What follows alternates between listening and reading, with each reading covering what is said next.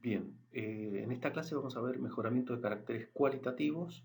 Esto pueden verlo en los apuntes y en el libro Introducción a la mejora genética vegetal de Cuber. Los objetivos generales de mejoramiento y el objetivo fundamental es aumentar los rendimientos.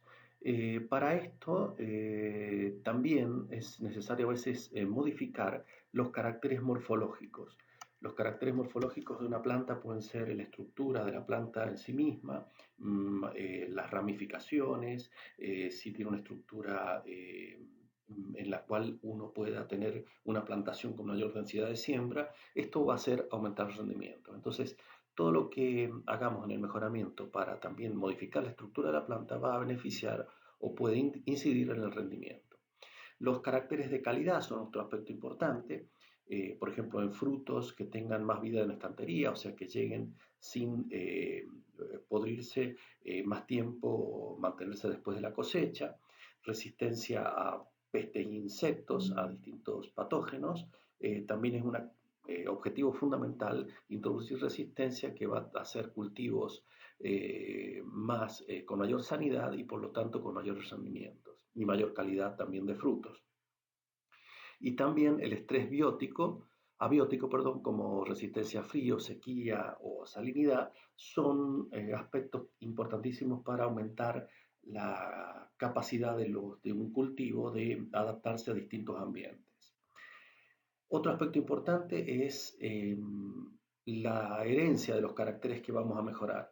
Por ejemplo, en el caso del rendimiento es un carácter de herencia cuantitativa, o sea que tiene muchos genes que están involucrados en el rendimiento. Y esto va a tener una estrategia diferente a que si tenemos caracteres con herencia cualitativa, o sea, que está gobernado por uno o pocos genes. En ese caso, por ejemplo, resistencia a plaga y a patógenos, las estrategias que vamos a utilizar van a ser diferentes. Bien, tenemos dos tipos de selección que podemos realizar, la selección poblacional y la selección genealógica. En el caso de la selección poblacional, los individuos seleccionados se cultivan todos o se siembran todos en un lote aislado, formando un conjunto único y en el que no llevan un registro de las relaciones entre los individuos. Por ejemplo, en alógamas, esto implica que yo selecciono plantas y las puedo sembrar a esas plantas seleccionadas por el fenotipo en un lote aislado y que se crucen entre todas. O sea, que se produzca panmixia. En este caso, que lo que buscamos es que exista recombinación genética entre las plantas que se están cruzando en ese lote. Y esa planta esto se puede seguir realizando por varias generaciones.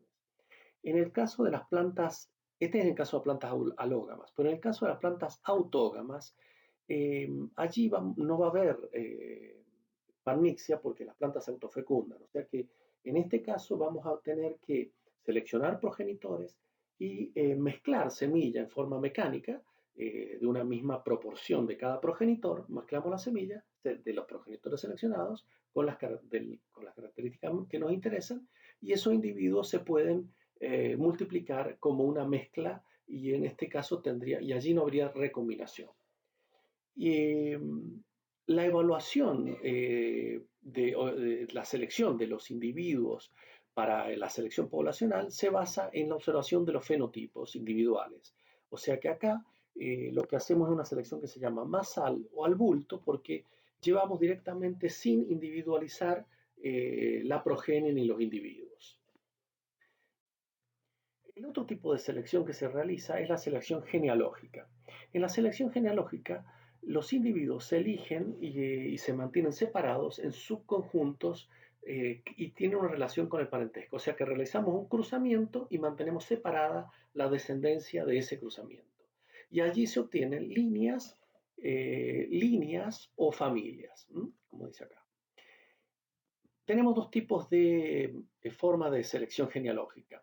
La selección complementaria o complementarios, en el que el objetivo es reunir en una línea características de dos o más líneas de interés. Por ejemplo, tenemos dos líneas puras y una con resistencia a una enfermedad o un patógeno y otra línea pura con resistencia a otro patógeno. Y queremos reunir estas dos resistencias en un solo individuo. Esto lo hacemos entonces por cruzamientos complementarios. Bien, eh, entonces reunimos, partiendo de las líneas A y B, se obtiene una línea C que reúne las características de las dos líneas anteriores. Ahora vamos a ver un ejemplo de los cruzamientos complementarios. En este caso, el carácter que se desea seleccionar es recesivo y tenemos dos líneas puras. Tenemos la línea pura, eh, esta en que es A grande, B chica, y la otra chica, chica, B grande, B grande.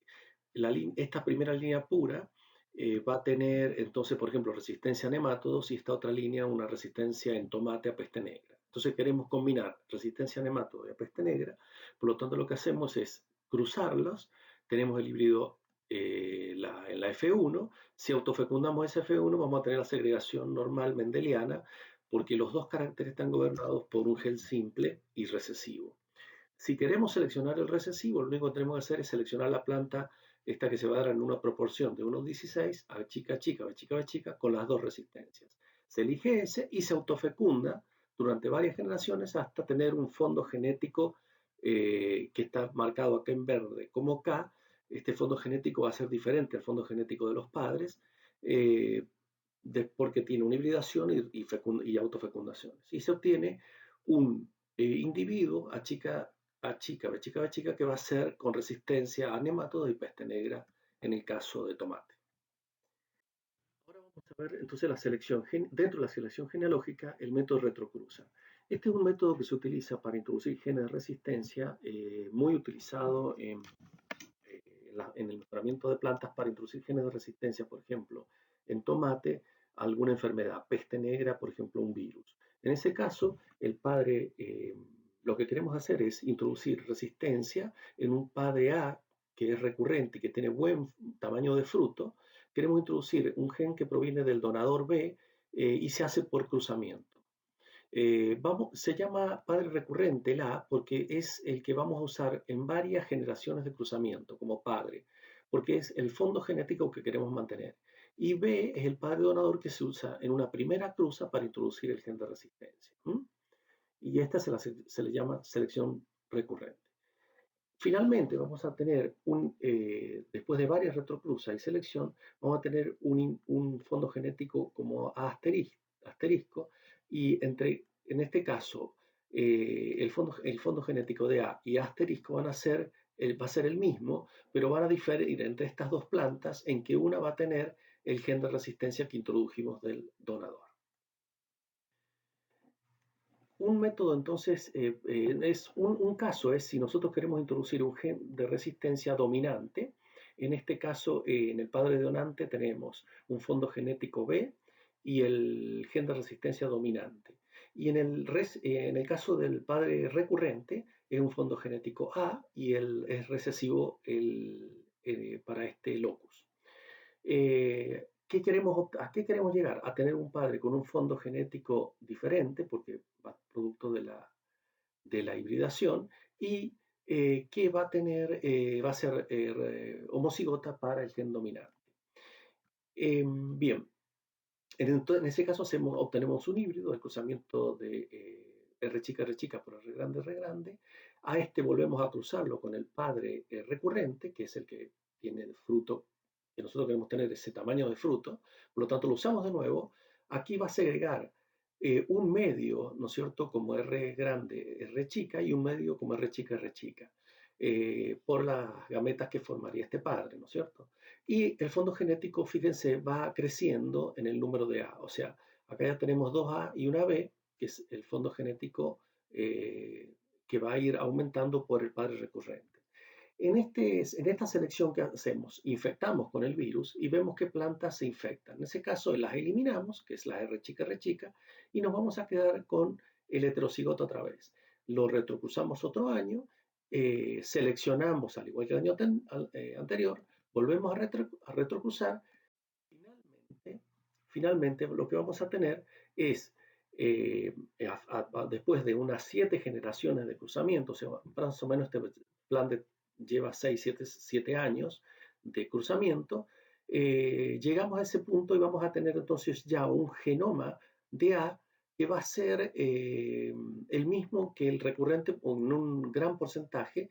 ¿Por qué? Porque después de 7 retrocruzas ya tenemos prácticamente, como dice acá en el texto, un 99% del genoma del padre recurrente, porque es el que hemos ido usando en cada generación. O sea que tenemos el, la, el fondo genético del padre recurrente con el gen de resistencia. Acá autofecundamos esta planta y vamos a seleccionar la homocigota homocigota dominante, que es el que tiene el gen de resistencia. Eh, Ahora supónganse que quieren introducir un carácter recesivo. En ese caso tenemos una complicación en el método este de retrocruce y selección, porque acá vamos a tener que obtener el híbrido como en el caso anterior, pero acá estamos introduciendo un gen del donante de recesivo. Este híbrido que va a tener el genoma fondo genético de A y B, y va a ser R grande R chica, lo autofecundamos, va a segregar entonces 3/4 que van a ser dominantes y que podemos eliminar. Esto se hace, por supuesto, con selección, inoculando, si en el caso de resistencia a un virus en tomate. Eh, lo mismo si fuese resistencia a un nemátodo, tendríamos que infectar con el nemátodo, seleccionar las que son resistentes, y en este caso es un cuarto rechica rechica.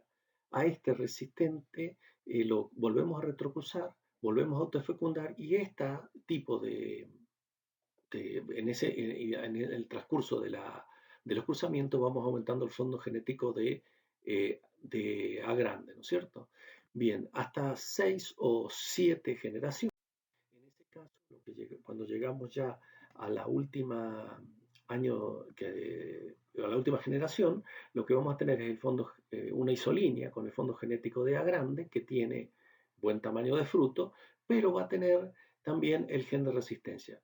Este individuo que va a ser heterocigota lo autofecundamos y seleccionamos el cuarto de homocigota recesivo que va a tener homocigota, va a ser homocigota para el gen de resistencia, homocigota recesivo con el fondo genético de A por la calidad del fruto.